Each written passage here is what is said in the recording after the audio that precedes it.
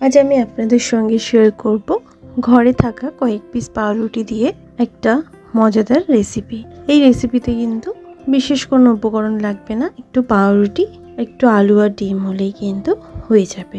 আর ঝটপট তৈরি হয়ে যায় এমন একটা ব্রেকফাস্ট রেসিপি, কিংবা স্ন্যাক্স হিসেবেও কিন্তু আপনারা এটা সন্ধ্যেবেলায় খেতে পারেন। একঘেয়েমো জলখাবার খেয়ে খেয়ে যখন মনে হয় একটু মুখের স্বাদ চেঞ্জ করি, সেই সময় কিন্তু এই রেসিপিটি অবশ্যই তৈরি করে খেয়ে দেখবেন। এই রেসিপিটি এতটা সুন্দর হয় খেতে যে গরম গরম খেলে পরে মুখের স্বাদ একেবারেই বদলে যাবে। নমস্কার বন্ধুরা, অনুশ্রী রান্নাঘরে আপনাদের সবাইকে স্বাগত। এই রেসিপিটি তৈরি করার জন্য আমি 4টে মিডিয়াম সাইজের আলুকে সবার প্রথমে গ্রেট করে ভালো করে ধুয়ে পরিষ্কার করে জলটাকে ভালো করে নিংড়ে নিয়ে নিয়েছি। এরপর আমি এখানে দিয়ে দেব স্বাদ মতো নুন, চাট মশলা দেব 1 চামচ পরিমাণে, দেব 2টো কাঁচা লঙ্কা কুচি, দেব 1/4 চামচ হলুদের গুঁড়ো।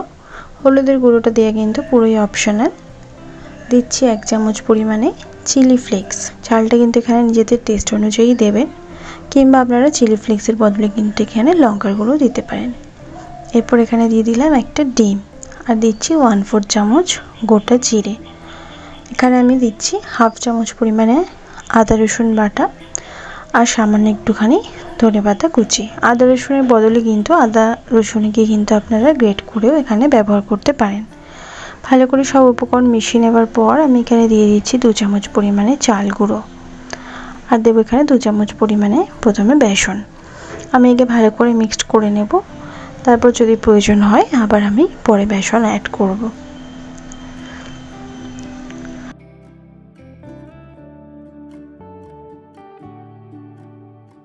ভালো করে সব উপকরণকে মিশিয়ে নেবার পর আমি এখানে আরও 2 চামচ বেসন অ্যাড করছি। টোটাল আমি এখানে 4 চামচ বেসন কিন্তু দিয়েছি। দিয়ে ভালো করে এবার আবারও ভালো করে মিশিয়ে নেব সব উপকরণগুলোকে। স্টাফিংটা আমার রেডি হয়ে গেছে। আলুর এই স্টাফিংটা কিন্তু আমার এবার রেডি হয়ে গেছে। এরকম একটু বেশি টাইট এখানে হবে না, একটু হালকা নরম নরমই এখানে থাকবে। এরপর আমি এখানে পাউরুটি নিয়েছি, পাউরুটিগুলোকে এরমভাবে কেটে নিচ্ছি। আপনারা আপনাদের যে কোনো শেপে কিন্তু এখানে কেটে নিতে পারেন। আমি 2 রকম এখানে করে দেখাচ্ছি। 2 রকমের শেপে আমি এখানে কেটেছি, 2 রকমের শেপে আমি এখানে করব। এরপর যে আলু স্টাফিংটা তৈরি করে রেখেছিলাম, সেই স্টাফিংটাকে চামচে করে নিয়ে পুরো ব্রেডের মধ্যে মাখিয়ে দেব। পাতলা করে মাখাবো, খুব বেশি মোটা যাতে লেয়ারটা না হয় সেই দিকে কিন্তু খেয়াল রাখতে হবে।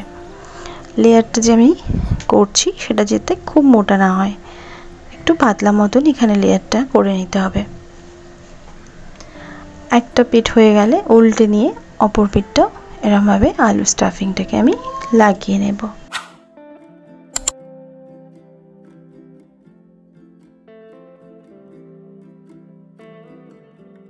এরমভাবে পুরো রেডি করে নিয়েছি। সেম প্রসেসে সব ব্রেডগুলোকে আমি এরমভাবে প্রথমে রেডি করে নেব। 2টো পিঠই এরমভাবে কিন্তু আমি আলু স্টাফিংটা লাগিয়ে নিয়েছি। এরপর কড়াতে দিয়ে দিয়েছি পরিমাণ মতন তেল। এখানে আপনারা সাদা তেল কিংবা সর্ষের তেল দুটোতেই কিন্তু ফ্রাই করতে পারেন। আমি এখানে সাদা তেল আর সর্ষের তেল দুটোকে পাইল করে দিয়েছি। তেলটা ভালো করে গরম হয়ে গেলে ফ্লেমটা আমি মিডিয়ামে রেখে একে একে সব ব্রেডগুলোকে দিয়ে দেব।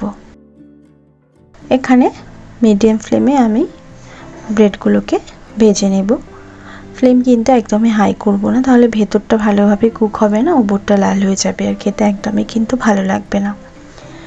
একটা পিঠ হয়ে গেলে উল্টে দিচ্ছি, অন্য পিঠটাও যাতে বেশ ভালোভাবে কুক হয়।